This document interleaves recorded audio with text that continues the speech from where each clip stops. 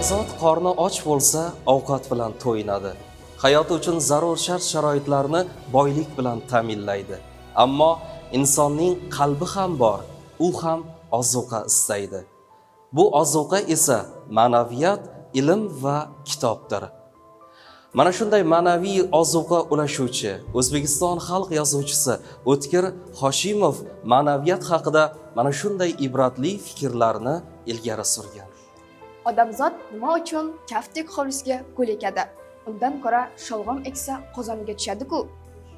Odamzod nima uchun bulbul chaqchaqini eshitganda entikib ketadi? Undan ko'ra bulbulni sho'rvaga solib pishirsa, nafsini qondiradi-ku. Odamzod nima uchun osmondagi yulduzlarni ko'rib ko'ngli zavqqa to'ladi? Axir ular hamyondagi tillalar emas-ku. Odamzod nima uchun kitob o'qiyotib suyukli qahramoni o'lib qolsa yig'laydi? Uni yozuvchi ichidan to'qib chiqarganini biladi-ku. Odamzod nima uchun ozga yurtlarga borib behisob mol-dunyo orttirsa-yu, ittifoqi bolayib kechgan kulbasi tushiga kirib qolsa, tuni bilan yig'lab chiqadi. Axir u koshona qasrda yashaydi-ku.